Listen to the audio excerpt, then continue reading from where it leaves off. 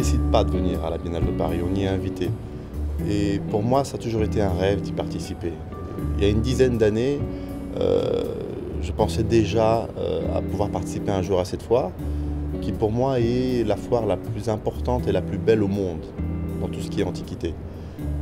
Au niveau de l'art primitif, depuis que j'ai toujours visité cette foire, il n'y a eu que les plus grands exposants dans mon domaine qui y ont participé, des confrères qui ont toujours brillé à chaque fois en présentant des objets exceptionnels. Je voulais faire partie de ce groupe de personnes.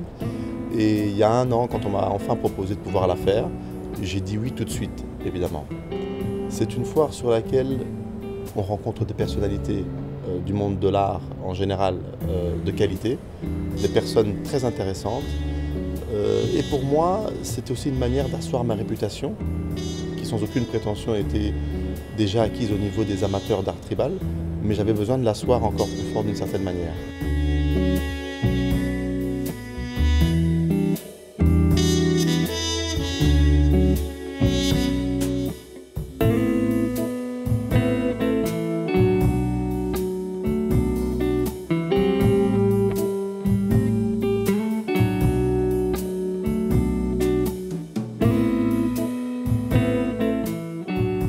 Vous savez, il y a 2 ans, je présentais à la Foire des Antiquaires de Belgique un extraordinaire fétiche à clous qui était une pièce inédite.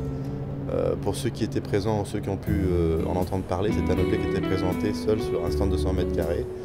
Et chose incroyable pour un objet comme rarissime, pour la Biennale de Paris, j'ai fait l'acquisition et pu présenter à nouveau un fétiche à clous d'un autre type, mais toujours provenant du Bas-Congo, qui est un objet extraordinaire, qui est probablement un des objets iconiques de l'art africain, qui est ce fameux fétiche à clous dit le Nkonde, c'est-à-dire cet objet de grande magie qui était un objet réputé dans toute l'Afrique centrale pour son côté redoutable et aujourd'hui prisé de tous les collectionneurs d'art africain et même d'art moderne.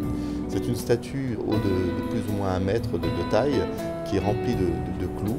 Celui-ci a une particularité que n'avait pas le précédent que j'avais acquis, a un côté beaucoup plus serein, une sorte de quiétude. L'objet a une bouche beaucoup plus sereine, qui est fermée, contrairement à l'autre qui avait une bouche beaucoup plus accentuée, avec des dents qui donnaient beaucoup plus d'agressivité. C'est un objet qui a été collecté entre 1880 et 1900 au Bas-Congo et qui est rentré par un amiral anglais au début du siècle passé.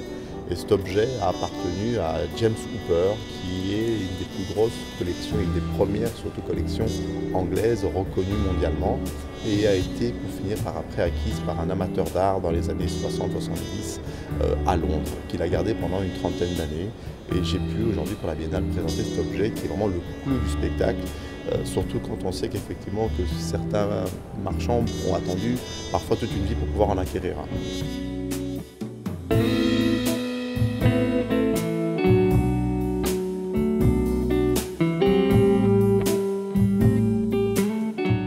Mon deuxième objet phare de cette collection est cette fameuse statue Bambara, qui est un objet assez extraordinaire, parce que vous savez, dans l'art africain, vous avez plusieurs types d'objets, et celui-ci a une qualité assez extraordinaire, c'est que c'est un objet qui a été testé au carbone 14 et qui date du XVIe siècle. Donc on est face à un objet en bois qui a plus de 500 ans, qui devient d'une très grande ethnie qu'on appelle les Bambara au Mali. Et chose assez extraordinaire, cet objet, on n'en connaît que 4 exemplaires dans le monde, dont un se trouvant en métropolitaine de New York, 2 autres dans des collections très importantes privées, et celui que je présente cette fois-ci lors de la Biennale. C'est un objet avec une patine d'érosion, c'est un objet qui était probablement conservé dans une grotte, et la pluie probablement a usé cette patine que vous voyez, qui en fait un objet assez érodé, mais qui garde une plastique extraordinaire.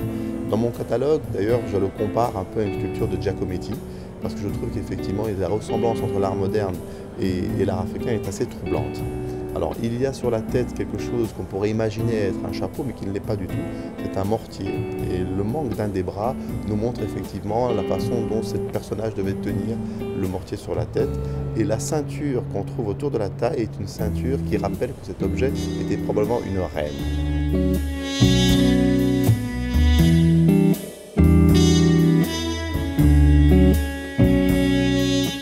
Le troisième objet de ma sélection est une pièce complètement qui sort en dehors des objets habituels que je présente à la galerie, parce que vous savez, je suis connu plutôt pour être spécialiste dans les objets du Congo et un peu plus de l'Afrique de l'Ouest. Et ce bronze du Bénin m'a beaucoup touché pour plusieurs raisons. Tout d'abord, il faut savoir que c'est un objet qui date du XVIIIe siècle, voire XVIIe siècle, qui appartenait probablement à un très grand notable, ou peut-être même à un roi du Bénin. Vous savez qu'il y avait une extrême grande royauté au niveau du Bénin. Et cet objet était un pendentif qui était porté autour de la taille par les grands notables. Et lorsque le notable sortait son épée, ça devait effectivement toucher les cloches qui étaient autour et avoir une sorte de rayonnement et de bruit qui sortait de cette cloche.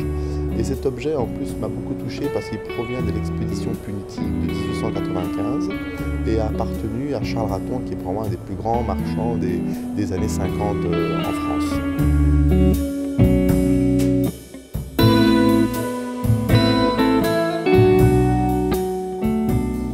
Je suis plus que satisfait. J'ai envie de dire c'est mission accomplie. Je suis très heureux et très fier de mon stand qui a été élaboré avec l'aide d'un architecte. Les objets présentés sont un choix que j'ai commencé depuis plus d'1 an, dont je suis très fier.